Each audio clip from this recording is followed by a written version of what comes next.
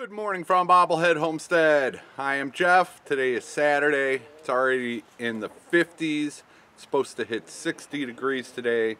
The sun is out, and that's good. I need mud dried. That's what I need. Yeah.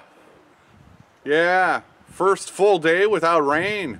So much to do today. We'll see what happens. First up, time to scrub out and clean and change some waterers. That's a regular thing. The cleaner the better for the chickens.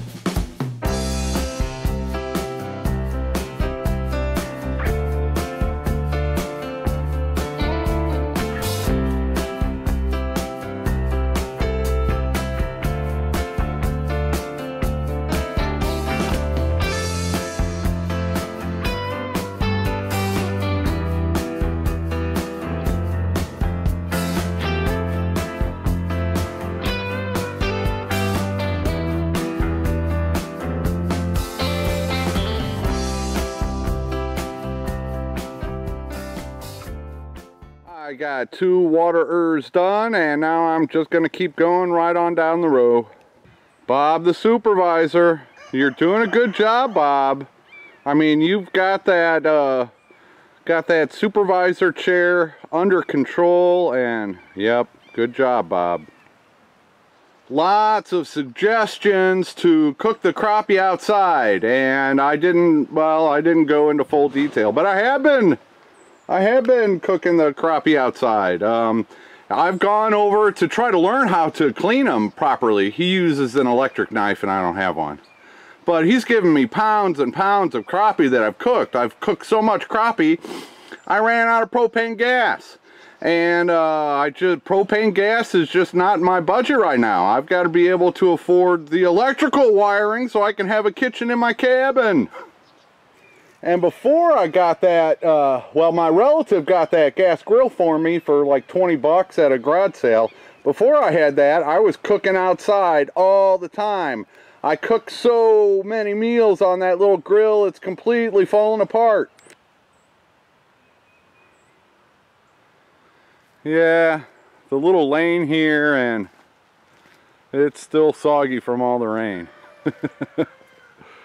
Oh boy, this completely looks different. Oh, and this little lane is private property. My neighbor owns this. So this is not a public road or public street. In fact, there's a no trespassing sign up there on the post. But yeah, there's just myself and my neighbor's property, 2 other houses on this little lane. So we're the only ones that drive it. And so yeah. I think he's going to put some more rock down when he's delivering my rocks. Do it all at the same time. But it's interesting to watch where the water flows. Alright dudes, I'm going fishing. Let's see if I catch anything.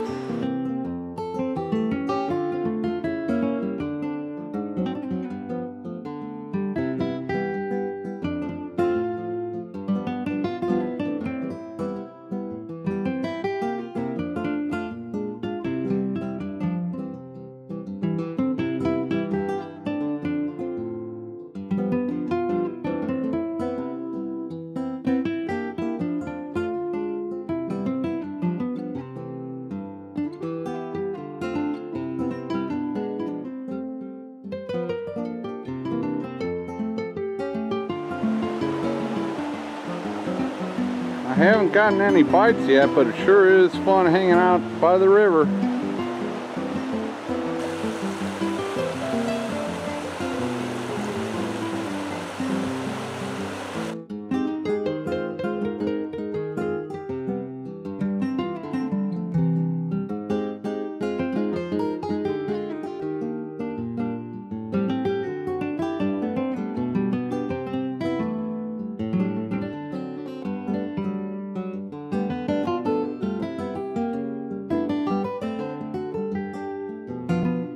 Yeah, this is a pretty decent campground. There are, well, it's kind of all the same one, but there are 2 different campgrounds here. And this is like 5 miles from my place. So this is Waveland Campground. And there are two different spots. This is the smaller one. But yeah, come on down. Come on down. See, they got shelters with over the picnic tables, and the parking pads are all concreted, and there's a swing set over there, and yeah, come on down and go camping and fishing.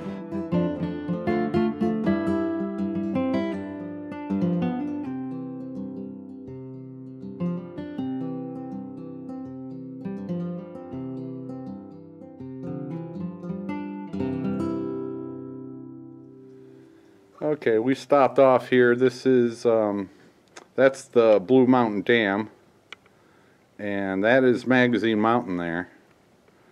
That's the mountain I see from my property, and that's the lodge up there. But yeah, this road goes over the dam. There's if you go straight there, that goes into the other bigger campground. And it's kind of out in the point along the lake. And then over there, that's the swimming area. Sandy beaches in Arkansas, go figure. Let's see, and the spillway, oh, you can't see much of the building. That's where the water goes through. But beautiful lake. No residences up here, all wild, except for that one dude. Well, didn't catch any fish. I didn't even get a bite, but that's why they call it fishing instead of catching. My neighbor, he caught a white bass and another fish. Yeah, I was just playing around, learning where the spots are to give it a try. And I guess a lot of it factors on the dam when they raise and lower the level in the river.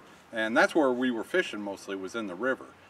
Because I guess that's where the crappie, that's where it's best to catch those crappie. But when they let water out, the river rises and it's better fishing. But so I'm learning all this stuff. I'll be catching fish before long. That was fun, even though I didn't get a bite.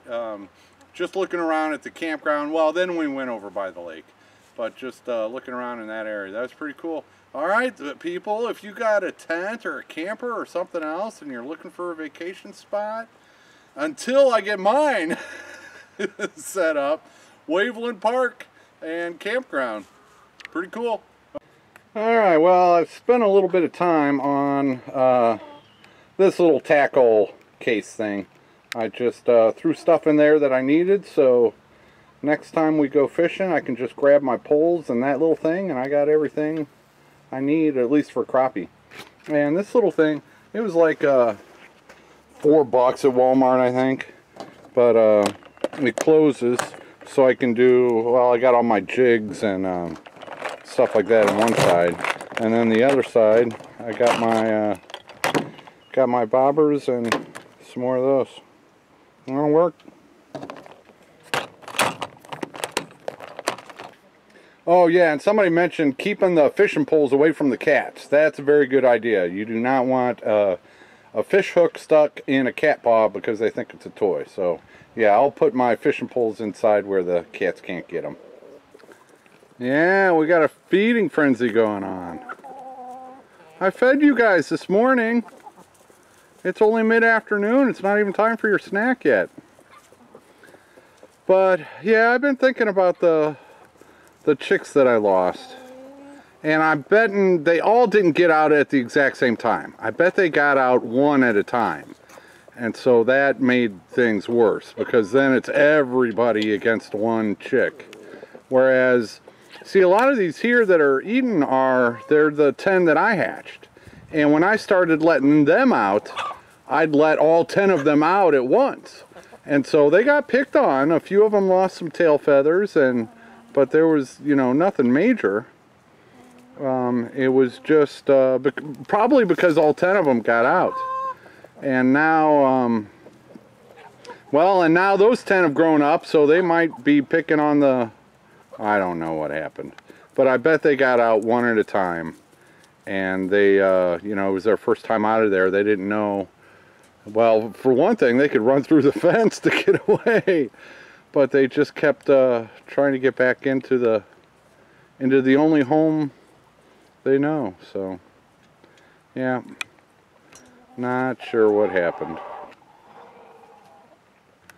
It's about time for me to do some rearranging in here anyway. That brooder was only meant to be temporary, and I wanted it light enough so that I can move it around. And I have moved it around. It started off over there with that coop, and then I moved it over here. And then I was planning on moving it into my garden area this winter. Hi Fifi, hi Bob. Yeah, I was planning on moving one flock over here this winter, but I gotta wait for the cabin to get in here and all this work to get done. So, yeah, what do you think, Bob? And I need to move that that chicken fort out of there too. That's just another shelter for them when it rains. And since I've got so many chickens in this run, it's really helpful during the rain. The rain doesn't get in the coops very much. It might get wet towards the door. It depends on how windy it is. But it'll stay dry under the coops, and I just put down some more hay in there and after the rain, and they're all good. But yeah, for this many birds, some of them hang out under that chicken fort when it's raining. And the little ones, they don't even care. They don't even care when it's raining. They'll go out in the rain. The bigger ones don't seem to enjoy it as much. Well, good afternoon, Private Benjamin. You have come out of your molt looking pretty good, I must say. You're a good-looking hen, Private Benjamin. I think she's the mother of all those roosters I got running around with a white head and neck. And she is probably the mother of one of the pullets that I have that has a beard like her. Show us your pretty beard. Yeah, Betty White's in the picture. Yeah, that's Private Benjamin. You're just a cool looking hen. Yeah, my little roosters that look like this. Let's see, how many of those? I've got a bunch of those. Let's see, 3 of the 8 that Vicki Lawrence hatched have that same black and white. That one's got a little beard going, so that's kind of that might be my keeper from that variety. But yeah, 3 of the 8 that Vicki Lawrence hatched look like that. And then 2 of the 4 that number 2 hatched look like that. And then 2 of the 10 that I hatched in the incubator. These are the 2 you're looking at right now. But the one on the right there has a little bit of a beard going. So that's kind of cool. And that one, he lost his tail when the others were picking on him. It'll grow back. Well, look at you all comfy in there, Fifi. You've always liked these hay bales, huh? Hi. Hi. Yeah.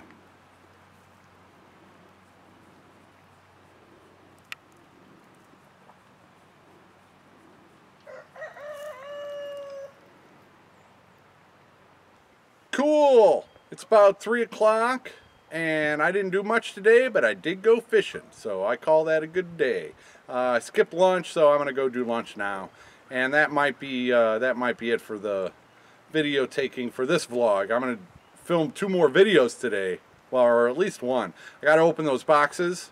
I did want to go to the post office one more time, but yeah, that can wait. And then I've got that tag for the skills video, so I'm going to try to film that today too. But first I need a sandwich. And oh, I wanted to do some shout outs. Okay, the first shout out I want to give to is Josh and Mandy. Josh and Mandy. I learned about them quite a while ago. The Texas boys, they're down in Texas, but the Texas boys did an interview with them on how they've you know, left the rat race and saved up to get some land, and now they're they're killing it on their land, and now they have their own YouTube channel. So yeah, have a look at Josh and Mandy in Texas, growing all kinds of stuff. They just built a little rabbit feeder type thing that was pretty cool. You might want to see their latest video. See, the next shout out I'll give to Tim Hogle. Tim Hogle, that was a commenter suggested that channel to me, so I've been going back and enjoying some of those past videos. And I will put the links down below in the show more area. Let's see, and the last one, Jackie Smith.